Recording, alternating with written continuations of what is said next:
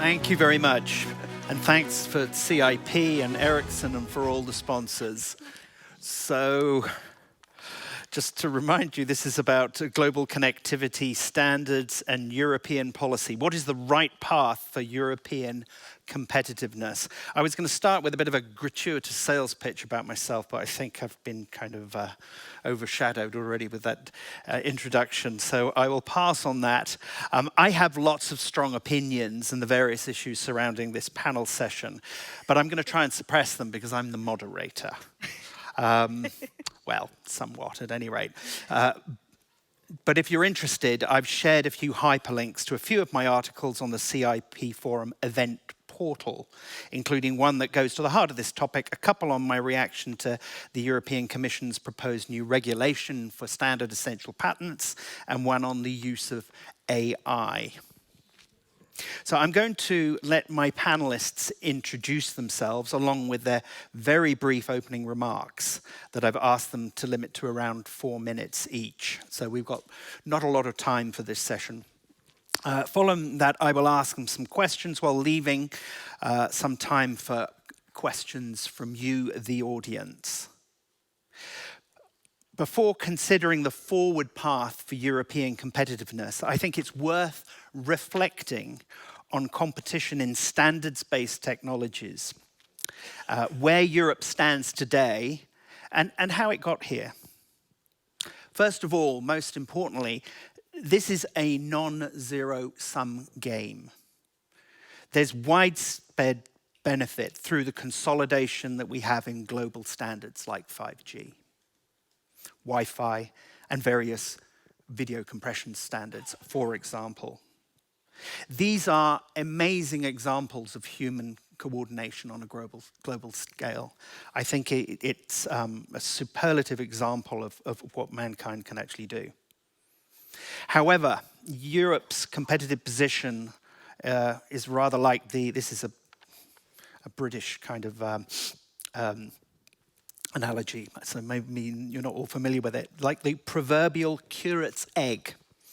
It's good in parts, but it's seen better days. So I'd like to start with a cellular example where I think Europe had been extremely successful, and this was in the transition from analog to digital. So in Europe, there was a problem in analog in that there was a patchwork of analog technologies and that were, generally speaking, incompatible. So Germany had this system called CNETs. They tried to export it. They had very little success with that. The French system wasn't really even a cellular system properly. More successful were the Nordic countries. There was the Nordic mobile telecommunications system that even had some international roaming. And Switzerland, for example, also adopted that technology. With the transition to digital technologies becoming possible in the early 90s, and you may recall, some of you, that 1992 was actually the year for the completion of the single market. It was a great opportunity to have a kind of restart in these technologies. It was a wonderful opportunity for the Scandinavians, Ericsson and Nokia, because they had the opportunity to export from their relatively small domestic markets to capitalize on the whole of Europe. It was a restart for the Germans and the French because they needed to do something better than what they'd had before. So it was an opportunity for all. And also with GSM, there was requirement for the licensing of at least one competitor, so at least a duopoly. Prior to that, telecommunications was monopolistic. So that was really the heyday, I would say, for the European telecommunications market on the mobile side. There was vertical integration in standards development, network equipment, chip design, and handsets. Lots of European investment followed in 3G, but in many ways, that was a bit of a disappointment. The followers benefited significantly. Effectively, all the European phone handset vendors exited the market between 2004 2014. Horizontalization kind of ensued in 3G. Qualcomm, for example, being the leader in chips, and the Asian handset manufacturers prevailing on the downstream side for devices. And now we're actually seeing, interestingly, some re-verticalization. So Apple with its iOS operating system and also its own custom chip designs, and Huawei also owning its own chips. But the good news is Ericsson and Nokia, for example, are still world leaders in standards development, as they are in network equipment, and the R&D that supports them by FRAND licensing is really important. So with any proposed interventions, which I think we're going to talk about, we should be wary not to throw out the baby with the bathwater. And with that note, I'd like to now turn to my panelists. As I say, I'm going to allow them to introduce themselves. But so first of all, we'll start with Monica Magnusson, who's VP IPR Policy of Ericsson. Thank you. Thank you. As you can see, I'm no spring chicken. I've been here for 25 years with Ericsson patent and patent licensing. But my first encounter with mobile telephony was way before that. 40 years ago, I was dating a guy with a very generous father. He used to lend us his car. And once when this happened, my now husband, father of my children, called me at the time he was picking me up. And so naturally I thought there was some problem. So I said, "What's up? What happened?" And he goes, "I'm right outside." "Well, you can't be. How can you phone me from right outside?" "Trust me, I'm right outside." "But that's impossible. There's no phone there." But there was a phone there. There was an NMT phone in his dad's car. And to me, this was, I just could not believe it. I had to run out. I looked at the handset up front where he was talking. He took me around the back. We looked at the boot, in the boot, at the actual thing, which was mobile, so long as you had an engine to carry it. I was astonished, and I felt that that was just so way out there to have a mobile phone in your car. You really should be incredibly rich to be that kind of guy, and this was not that kind of guy exactly. So I was confused, but there's no question that thing was expensive. 20 years later, same guy and I buy our youngest son his first mobile at the cost of 1 or 2 pizzas. That's a lot of development in 20 years.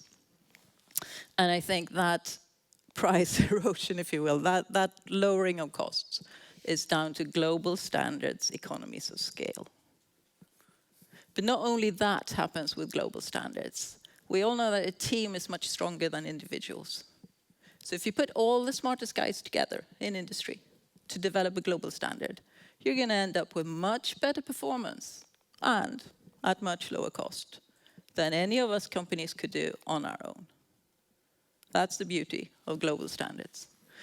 And since the topic of the panel is policies, I'm going to quote from the current legislative proposal in the European Commission, now working its way through the Parliament and the Council. It says, and I quote, "Measures taken at national, regional, or local level to increase transparency and facilitate licensing of CEPs may not be efficient for the following reasons." And the reasons they state, they talk about different national solutions to a specific standard. They talk about needing to do multiple essentiality checks for the same patent family. And they talk about dispute resolution coming to different results in different places. Well, guess what? That's exactly why we need global policies and not regional. And I'll hand over the rest of my 4 minutes. Thank you very much, Monica. Next, let's move to Emil Zhang, who's Director of European IPR Department at Huawei. Okay, good afternoon, everyone. Very nice to be here, and several times being Ericsson's headquarters already, but never been in this audience, in this nice room. And I have been within Huawei for more than 17 years, and before I'm heading our European IPR practice, previously I was heading Huawei's overseas IP litigation. So most of the IP litigation, Huawei as a defendant. So in a sense that I have seen both sides as a defendant, as the implementer, as well as the patent holder. So to me, it's very important that we maintain a balanced policy. And whenever, especially when we're talking about the global connectivity and competitiveness, when I look into this topic, the first thing that came into my mind is how to maintain the competitiveness for the patent holders as well as for the implementers. Because most of the time, as to me, it is very important to offer the choice, the easy choice to the end user. And I can start with two of my own experience. And that is a little bit different from the Monica's, but I think we both came to the same conclusion. So 12 or 15 years, that was the first time I was in Tokyo. And I had a 3G phone. Whenever I landed, the phone does not have any signal. And I said, there must be something wrong with my roaming plan. And finally, I figured out this is not wrong with the carriers, with the Chinese carriers, with my enrollment. Because the 3G phone, it has the 2G standard of GSM. And in Japan, at that time, the 2G standard is PDC. And my phone, my 3G phone is a CDMA 2000 phone, while the carriers in Japan, they are having WCDMA. And finally, I don't have any cellular signal. And luckily, I have the Wi-Fi. And at that time, we have this Wi-Fi as a global standard, and I can still use the Wi-Fi to have the instant message communication. So this is my first experience saying that how important for an end user, you need to have a global standard. And at least if you have an international travel, then you are not getting into trouble. Even making an emergency call is not possible. And then the second experience is that after that, actually, I got a shop phone, and that phone was that my wife, I don't know where she got that, and after several months of usage, she said, I don't want that phone. I gave you as a gift. Okay, I happily accept that, have to. And then I went to a business trip in Germany. And of course, that is a CDMA phone. And that phone is, I would say, is very fancy, flip phone, and then with a screen, you can rotate it. And, but that phone was designed for WCDMA video call. And at that time, no one is using the phone for video call. And finally, that phone, the only usage of that phone is to make a voice call. And after that, I said, why should I use, but the phone is very thick.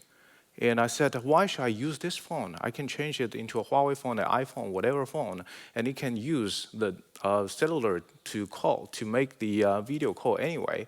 So I just get rid of that phone. And that, up until now, after that, I never saw one Japanese phone because it is not designed for what the end user is using.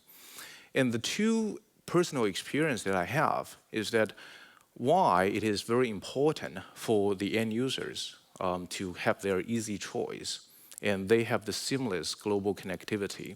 And finally, it would help because if the consumer would be able to choose your product, would be able to choose the standards, then the investment would be reinvested into the R&D, and then this healthy ecosystem will be created. Otherwise, we're facing a fragmented system. And then you have one system in one country, in one jurisdictions, and then every one of the investors of the R&D R&D companies, they were simply saying that, okay, I don't know how to invest, and probably invest here, invest there. And finally, you are going nowhere. There is no further greater good, let's say, for the whole community. So I will stop there. Thank you. Very good. Thanks, Amir. Well, I think we're getting some building kind of consensus around the idea that global standards are a good thing. But let's see what else we can hear on this and other themes. So Emil Zhang, Sorry, thanks, Emil. Now I'll move to John Mulgrew, who is VP of Intellectual Property at Lenovo. So we're going virtual now.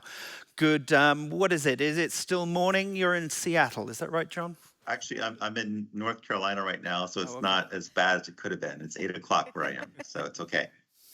Can you hear me okay? Can do. Loud and clear. Great. Go right ahead. Great. It's nice to meet everyone. I'm sorry that I could not be there in person. I've had very competing schedules on travel, but I really wanted to participate in this conversation, and so I'm glad I had the opportunity to do so. I've been working in IP for about 25 years, a little longer than 25 years. Like Emil, I've actually had a role when I was at Microsoft where my job was to monetize our portfolio. And I've had responsibilities in the past, even now at Lenovo, where we license in. And so I do believe in more of a balanced view. I worry about a couple things in the industry. I feel like there are external forces in play that make globalized technologies harder than they used to be. I worry about, for example, the way that licensors and licensees interact with each other. It feels like there's a very different tone in the last few years. I think also a worry about the access to technology. So it's great to have a global standard, but I wonder who gets to have that technology, because the price of technology is going up very rapidly. And so I worry about certain groups of people who who might not be able to afford to have access to the technology, even if it is a global standard. And then lastly, I'd say that I think one of the ways to address this is to have greater transparency on what things cost. And in my view, the earlier the better, so that if we're developing a standardized technology that's going to create a world where some people have it and some people don't because of its price, maybe we develop a different technology that might be more accessible to people. So I'll stop there. It's nice to meet you all. I'm looking forward to the conversation. Thank you. Thank you very much, John. And last but not least, Audrey Scozzaro-Ferrazzini, who's Senior Director, Government Affairs at Qualcomm. Thank you. So I have decided to change completely what I wanted to say because I really like the anecdote of Monica to explain a little bit my relationship with connectivity and why this is important. In the early 90s, my father was in the French army and we were moving around the world all the time. The only way I had to communicate with my friend was to go to, I don't know, we call it, but a box. You know, I had to save money going to the box and calling my friends and probably talking like 2 minutes because I didn't have enough money to save. But that was the way pre-internet how the world was. And so, and I mentioned my father was in the army and I hate rules. I really hate rules. So I decided to become a lawyer. So I'm part of the government affairs team at Qualcomm, and what we do most of the time, we try to be the diplomat of the company. And I spend a lot of my time in discussing with policymakers. Why I'm making this link first, because I love so much connectivity, that I married a telecom engineer, okay? So at least, you know, we are part of the family. This is an important topic. But more importantly as well, we will talk about the regulation. And most of what I do is dealing with regulation in Europe. So you might have heard about the Digital Market Act, the AI Act, and the regulation on standard essential patent. That's what I do for a living. So talking to politicians and trying to have a better place for all of us. And right now I have a lot of concern because the way at least Europe is dealing with this kind of digital ambition, and I want to talk 2 minutes about values. But the Commission is adopting an approach, it's the end of the mandate, about having a human-centric approach to regulate digital economy, to protect fundamental rights, to preserve democratic structure, and to ensure fair and distribution of benefit for digital economy. None of that is in the text that we will talk about later on. If we talk about the two pizzas, Monica, you know, I always quote you, but we massively have a successful system. It is quite invisible, but everything that matters most of the time is invisible. Love is invisible, but we know what it is. Air is invisible. But the system we have now, reduce cost, improve safety, and as competition, allow us to connect with our family, with immense benefits for consumer and business, and is very inclusive. Very, very inclusive and democratic. If you look at the fourth freedom in Europe, I'm doing my lawyer hat a little bit, but there are some fundamental freedom, and those are the guiding principle of all policymakers. This is freedom of goods, persons, services, and capital within the European Union. And when we saw the video before, about the future of 6G, still there is a theme. If you look at at standardization, it allows freedom. It allows no lock-in, consumer choice, independence, no concentration of power, decentralization of power, and dissemination of ideas and access to technology. So the question is this democratic system the best or not? If we look at Winston Churchill, there is this famous quote, but what's the alternative? Do we want to continue in enhancing digital empires, or do we want to have more decentralized power? I think I want to make the pie bigger for everybody. Thank you. Thank you very much, Audrey. Okay, so now I'm going to move to some questions. And then please prepare some questions yourselves as well, because hopefully we'll have some time to take some questions from the audience. But I'd like to start with one about, so we've got the theme of standardization, and there seems to be a strong feeling that it's good to have global standardization. In terms of licensing, for example, then maybe that's a related but slightly different issue. So in this technological world at the moment, we're going through a phase where there is some de-risking, decoupling, or even fragmentation. Geopolitical tensions that are occurring across the world. So this is actually even restricting the supply of chips and technologies, and so there's some polarization on that. Interestingly, though, as far as I'm aware, in standards development, it's still going on as ever. It's business as usual. So just on the assumption that that occurs, is it possible even to have a system where we have a continuing global standardization with all the benefits we get there, but we have this carving out or fragmentation on a regional basis for example, the way we go about charging for patent fees and such like?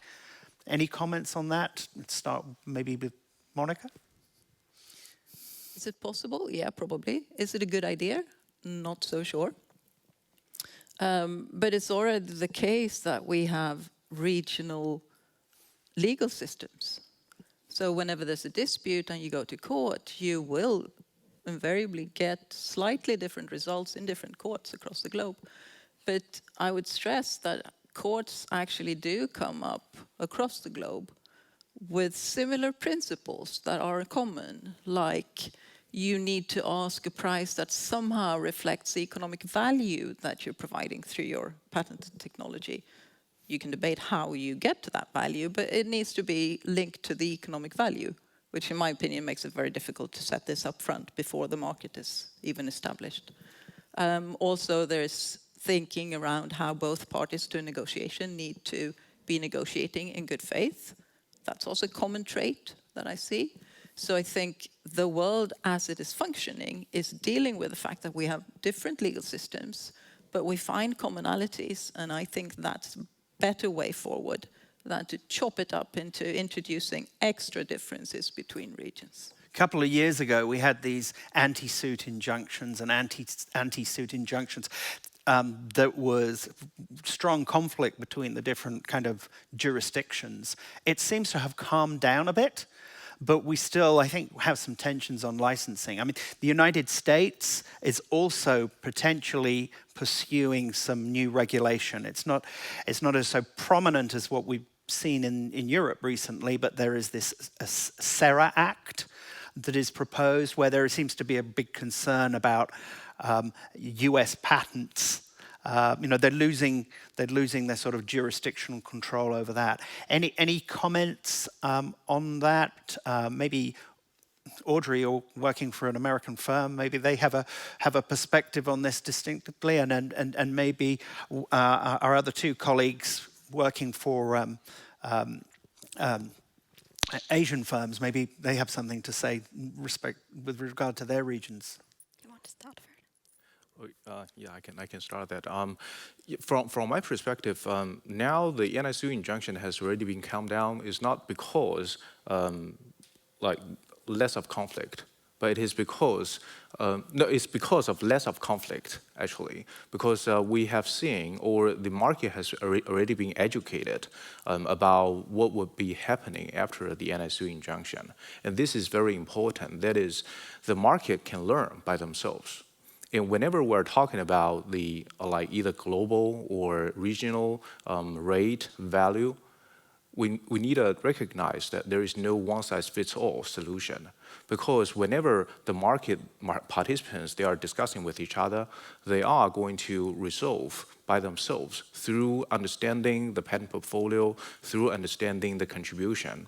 And if we're now talking about using a different market power, meaning the authority, they are going to be intervening quite deeply into the market talks, then what we're facing is that the market participants would be somewhat puzzled how we're going to, under the umbrella already, the market economies, how we're going to further participate, how we're going to further evaluate.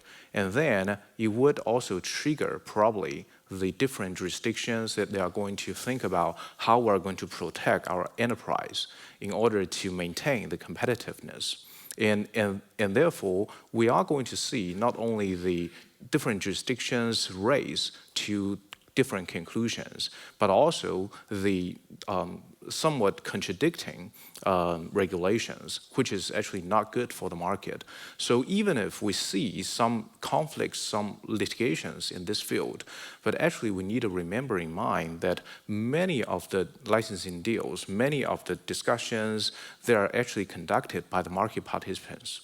So the awareness to the participants, either were sophisticated companies, enterprises, or there are some new entrants, they actually need to know there is nothing for free.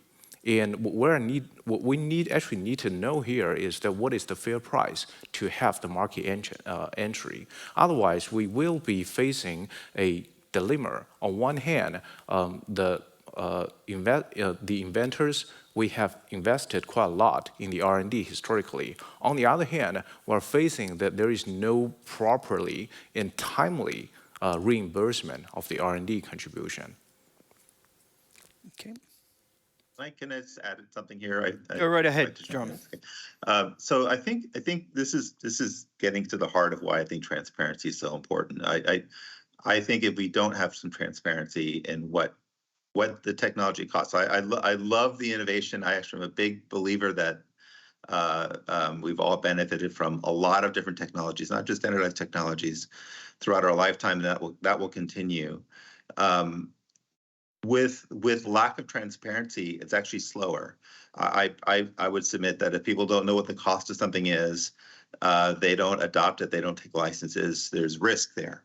So to me, like I think Emil's point is very good, which is if people knew what things were going to cost, they're more likely to embrace it if the price is right and the price is fair.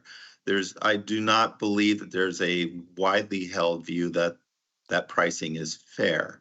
Now, I don't mean in the global, I mean with respect to other parties and other peers and things like that. So I'm not saying everyone should get exactly the same rate, but there's wide disparity there.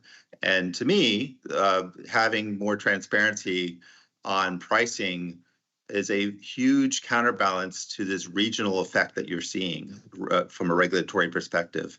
If there were ways to see what the rates were, then you wouldn't have the United States or other countries thinking, maybe we should do something too. We're traveling down a road where there's going to be a lot of regional regulation, and if we don't figure out how to calm down everyone's nerves about this, that's where we're going. I mean, it's inevitable. So to me, we have to figure out how to create more transparency. We can do it ourselves as an industry, or we can be regulated. We just have to decide which path we want to be on. But I just don't see another way around it right now where we are. So central to the Commission's proposals, well, they purport to say they want is increased transparency and predictability, and these words have been around a long time. If I can remember, 15 years ago, whenever it was, the early part of when LTE was just coming in, everyone wanted to know what the aggregate rate was going to be for LTE, and they wanted transparency. And so NGMN put this system together to get everyone to disclose their rates, their maximum rates, and lo and behold, they came up with, and they never actually published it publicly, but through leaks, I heard, it was about 30%. Now, of course, no one was ever going to pay anything like that. So that kind of transparency didn't work. I think what you're saying now, John, I think makes a lot of sense. And we're actually seeing more of it. Some of the UK judgments, we're getting, I mean, the Lenovo InterDigital decision I read with interest. Of course, it's heavily redacted, but you get to see quite a lot out of that.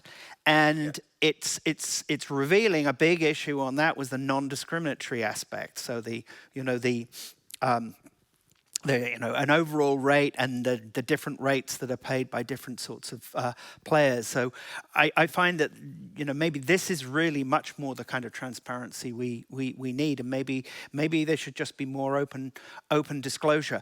One follow-on question I have for you, though, John, is, and you said this in when we were preparing for this this panel.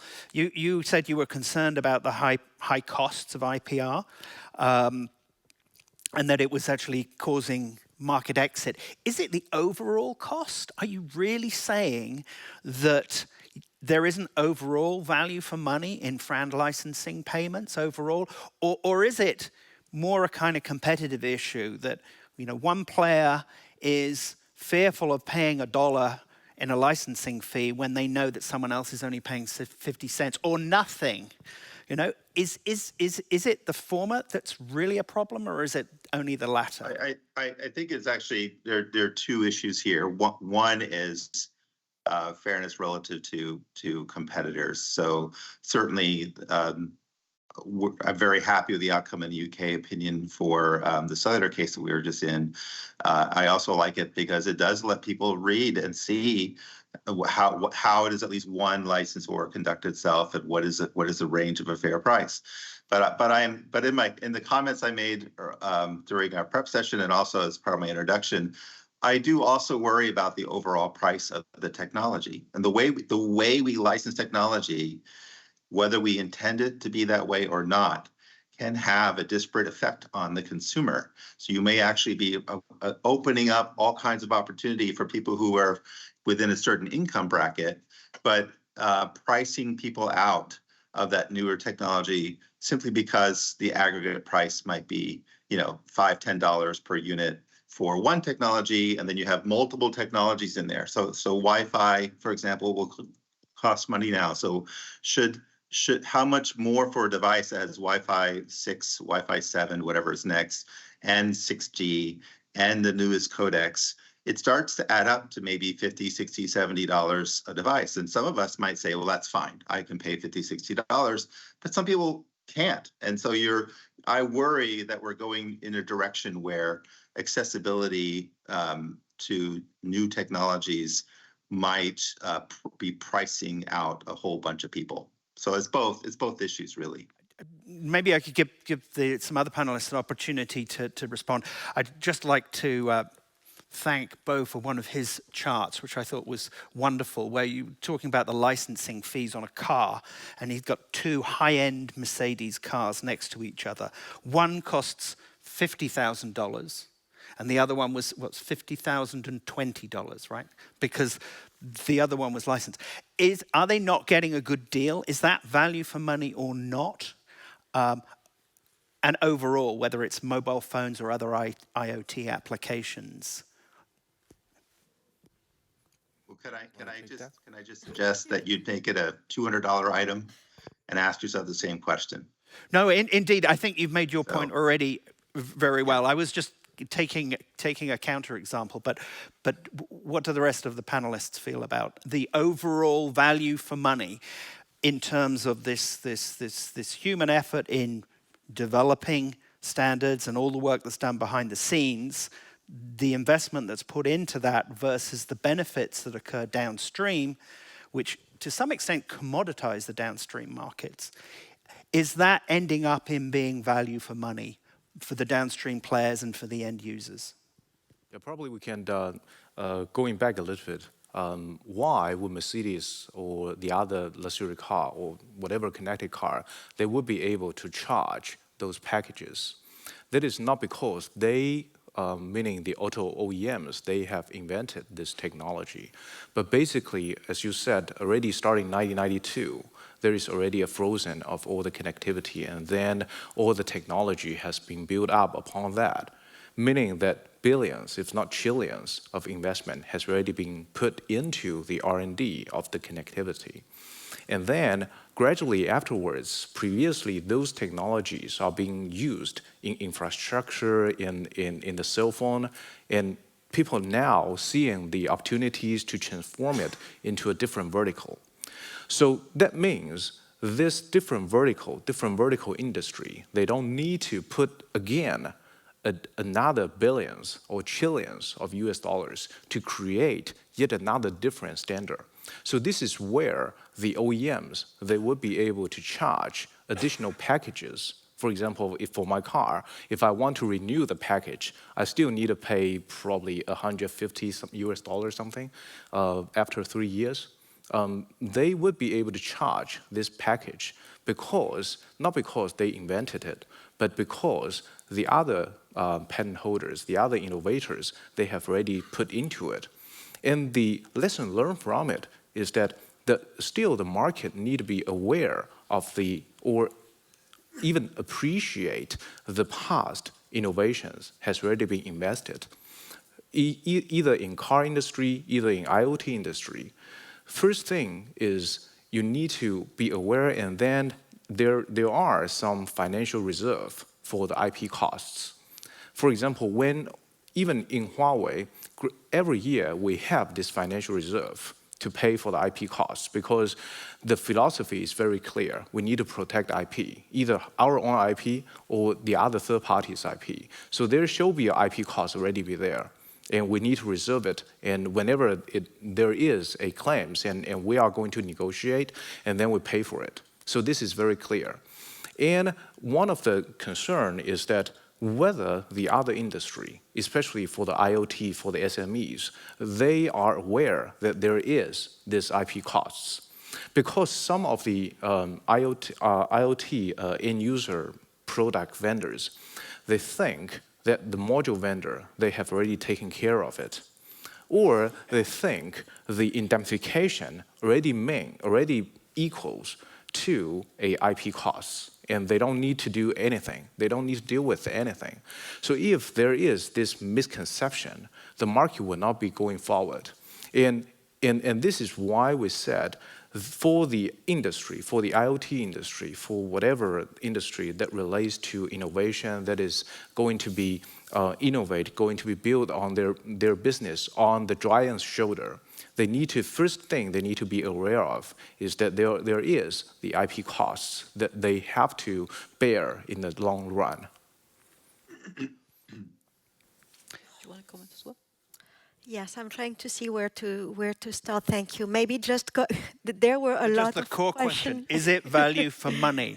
That's what I I'm cannot interested answer to this know. question. I think, honestly speaking, you should ask the consumer if their value for money to have a car with connectivity. I don't believe this is up to Qualcomm to answer this question. But more generally, on going back to the transparency, probably the only good part of this draft regulation on the table is to reopen a discussion on transparency. And being part of the government affairs team, I can tell you that I cannot say that transparency is bad with policymakers. Okay. So let me say on that, would Yeah. Qualcomm, do you think, be willing to disclose more about its licenses and, in terms of rates, in terms of the amount of trading value that is behind them, maybe to a third party or somewhere that, so it's held confidentiality. So there's some repository somewhere. So it's that, I mean, my concern about a lot of the European Union proposals is that they want to make up stuff. You know, we don't know what the rate is, so we're going to dream up an aggregate rate and then we're going to dream up a method of apportioning it. Well, when the information, certainly in terms of markets that are established, there's already market information there if you can get it. So would you be willing to disclose more? And also, I would be interested to know whether perhaps Ericsson might be able to. So I need to be cautious in my answer. But what I can tell you is that for Qualcomm, most of our rates are public on our website. You really need to know where to find them, but maybe we need to make a better job in making them more visible. But we are exploring, and I'm just saying exploring, the fact that maybe, there should be some mechanism for some, I would say, implementer willing to better understand, what is the market that we could, if they would agree and our partner agree, open those contracts to a third party, okay, with a full insurance of, I would say, confidentiality. We are exploring this, yes. I'm not saying that we will do it, that we will need to see what other government will decide, because some member states are exploring this as well. And that will be up for discussion, but yes, we are thinking of working on this. We have as well other ideas where I'm a bit more comfortable to tell you a bit more on in as well. Maybe not, it's not about transparency, but if I can have a mini segue, that's something that we are discussing as well with a number of governments and member of parliament, is what I call the John Wick continental effect. I don't know if some of you know John Wick, but otherwise I'm going to say reciprocal friend, which doesn't mean to me anything. I know John knows what I'm talking about because he's smiling, but it is basically if you have two parties that would like to enter into a negotiation, so it's like when you enter into the Continental, if you don't know the film, you will have a look at it, but you put like the infringement remedies on hold, and then you start a discussion. On this, we have made it public, and we will be very happy to work on it in the future. Some government and some players would like to see if this could work or not. So it's not like we're saying everything is bad and we don't want to make any progress. We want to take some kind of careful step in how to really help the industry. And of course, we're not going to just do it as Audrey and Qualcomm. We want to make sure that the industry will be comfortable. But if we can have new entrants in the market, if we can answer to some of the concern that John mentioned, why not? Why not? Good.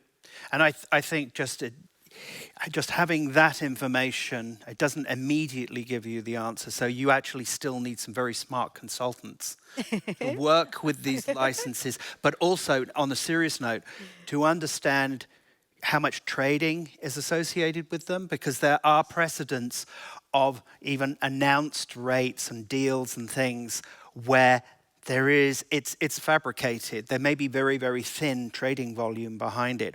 Or maybe there's a side transaction, there's another deal that's actually somewhat connected, but it's not disclosed.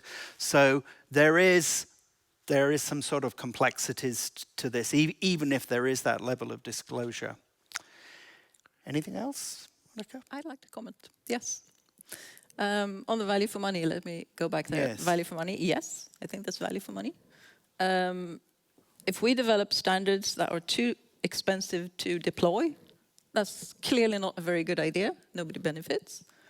I have not seen any data supporting an argument that that's the way we're headed, and I don't believe that's the way we're headed. So I just wanted to put that out there.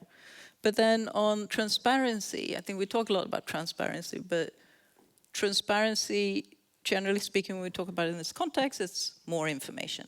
But information is only useful if it is reliable information. If you come back here in 2 months, you're going to want to know what the temperature outside is before you get dressed. Otherwise, you'll be in trouble. And you're not helped by a bunch of guys measuring the temperature with broken thermometers telling you the temperature. That's not going to help you. By the same token, you're not going to be helped by a lot of information if it isn't accurate and if it isn't presented in a way that's helpful. So I think you need to bear that in mind. I'm not sure the current proposal will give useful information in that sense. I think everybody is for useful information. Not sure that the proposal gives you that. And in terms of showing contracts, don't forget there's 2 parties to every contract. And so both parties need to be okay. It's not a matter only if licensors in that particular, usually they're both licensors because it's a cross license. So you need to bear that in mind. Yeah. And I think, again, that the notion of having independent third parties, if such can be found, who look at contracts under confidentiality and know how to read them and understand them, that's a way we can explore, yes. Yeah, I agree. I think more information, if it's biased, is actually worse than no information. And we do have availability biases, and it's like you lose your keys, you drop your keys, you start looking where underneath the lamppost, right? That's where you're more likely to find them. But there's you could equally have lost them somewhere else. So it's I think we always need to be mindful of that. Otherwise, we get a distorted view of the world. And interesting in terms of this environment, there is a lot of talk, and you still hear people saying litigation. There's lots of litigation, and it's getting worse. There's more and more litigation, and yet some empirical studies have actually shown that the level of litigation is decreasing, and most licenses are actually signed amicably, quietly. And so, again, on this basis of if you just read the press, you're only getting to see that part of the marketplace where there's conflict and not where there's peace and harmony and such like. We're running towards the end. I would like to give the opportunity for you to ask some questions if you want. If not, I can probably find another one or two myself. Go right ahead. If you could introduce yourself and then go right ahead and maybe direct your question to a specific individual. We may not have time to take every question across every panelist. Yeah, am I on? Yeah, go ahead. So, Gregor Langus, Cornerstone Research. This question is probably directed mostly to John, but I'm happy if any other panelist answers it.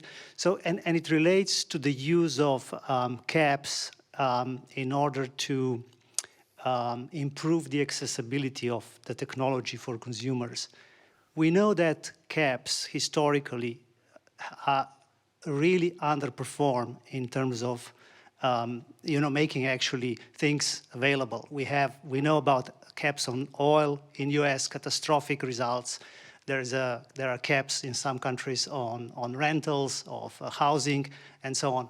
Is there not a concern that if we endorse these new mechanisms with this view to make technology more accessible, that we would actually undermine the incentives for innovation? It is kind of like interference with market forces. And isn't it better, if that's the concern, to actually deal with that with social transfers, which are less distortive? By cap, you mean a price cap, like an aggregate royalty, or something like that? Exactly. Okay. Yes. Yeah. Oh, an aggregate royalty cap. I thought you meant a cap in any one particular license structure. A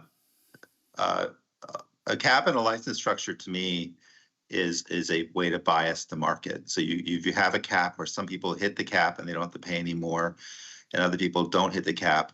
You are pushing the license burden to the lower end of the economic scale. That's what you're doing. If I don't know, name it, like, let's say Apple hits a cap, or Samsung hits a cap, market leaders, but everyone else doesn't hit a cap, then you are pushing the license burden to a different part of the product range of offerings. The lower end products, lower cost products, don't hit the cap, and so you're basically pushing that cost there. I do think that if we don't have transparency on what stuff costs, we could have a world where someone says the aggregate cost of cellular technology can be no more than a certain number. And I don't believe that's the right path. I actually do think that innovators should be rewarded for their innovation. What we don't know right now is whether they are. I suspect that they are handsomely being rewarded. Other people might say that they're barely making it, and some people might say that they're not making enough. I don't know the answer because we don't have any transparency. But I do think if we are not careful, you could live in a world where someone just says, would you want to have a world where innovation is regulated like, and maybe this is controversial in Europe right now, but like your power company. Maybe everyone says right now rates should be regulated, but if you regulate the cost of power and you only allow for 1% margin or something, what's the innovation likelihood for that industry? I do worry about that kind of outcome. So I don't believe caps, whether they're by a licensor or by a regulatory agency, leads to a healthy place. I think it just takes time to unfold, but I worry about that outcome. Right. Very complicated stuff. For those of you who are not so familiar with this area, so two very different sorts of cap that I think we've just talked about here. I mean, I found it very interesting because the first type of cap that John was talking about there was the one where you get a very steep discount on volume. So so interesting. So I think just not exactly. It's more like I'm going to charge you 10% royalties, but I'm not going to charge you more than $5. Okay, for whatever, or maybe $50. It depends on the industry. The 10% can be the rate that you charge everyone, but the cap can be a separate lever that can be used to make the effective rate much lower. Much lower. Yeah, indeed. But yeah. So, for example, patent pools. I'd always thought patent pools were supposed to be good guys, that everyone liked patent pools because there's lots of participation and such like. And yet, with ABC, something like that, H.264, relatively low rate, maxes out at about 20 cents per unit. But there is an annual payment cap of I think it's $25 million or something like that, which basically means for a large licensee, once they hit that, the marginal cost is zero, or you could say it's 100% discount. Right. And I say to the patent pools, then this isn't is this FRAND? I mean, we just had this decision in the UK where steep volume discounts are regarded as being discriminatory. Well, the answer to me was, well, if there wasn't that kind of structure in the patent pool, then the big licensors, who also happen to be licensees, they wouldn't join the pool. So the reason they're incented to get in there and willing to license out on that pool basis is because they want to pay a low rate. So there's a lot of complexity in this. If you just take HVAC pools as an example, though, there's a vast majority of licensees who do hit that cap, and so. Yeah, but a lot of them, there are a lot of small guys that don't, right? There are small guys that don't, but you don't have an environment in that pool where only one or two players are the winners. Yeah, you have hundreds. So it's a very different outcome. And I agree with you. Your premise is fair, but you really do need to look in the nuance of it. If you have a cap system where only one or two winners exist because they get the cap and no one else does, you're picking the winner. Yeah, that's not a competitive market.